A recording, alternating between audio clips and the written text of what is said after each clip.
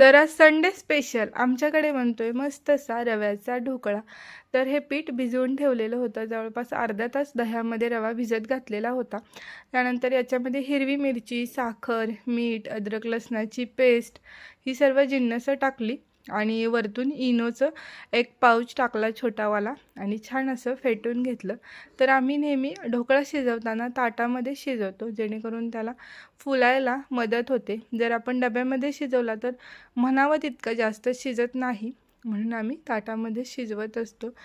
तर छान 15 ते 20 मिनटं ढोकळा शिजवून घ्यायचा. त्यानंतर तडका तयार करायचा. राई, जिरं, हिंग, कढीपत्ता आणि वरतून छान अशी कोथिंबीर पेरायची. मस्त असा स्पंजी आपला ढोकळा रेडी होतो आणि खायला देखील टेस्टी लागतो एकदम. आणि याचसोबत बनवायची कोथिंबिरीची चटणी. खूप छान कॉम्बिनेशन आहे हे. त्यानंतर सगळे नाश्त्याला बसलेले होते आणि इकडे अन्वी मॅडम झोपेतून उठून आलेल्या होत्या. तिचा छोटासा नीलने बनवलेला पतंग घेऊन.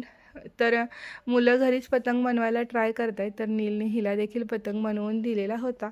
त्यानंतर दुपारच्या वेळी गेलेलो होतो हॉस्पिटलमध्ये. अन्वीची थोडीशी तब्येत ठीक नव्हती म्हणून.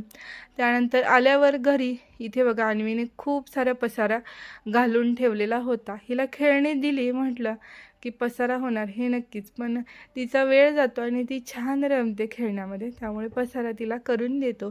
त्यानंतर रात्रीच्या जेवणामध्ये बनवलेली होती मस्त अशी बाजरीची भाकरी. तर संक्रांतीला जे पीठ आणलेलं होतं ते पीठच शिल्लक राहिलेलं होतं, म्हणून इथं बाजरीच्या भाकरी बनवून घेतो आहे. आणि थंडीमध्ये बाजरीच्या भाकरी खूप जास्त पौष्टिक असतात. तर असा होता आपला आजचा छोटासा मिनी व्लॉग. आवडला असेल तर सबस्क्राईब करा. चलो बाय.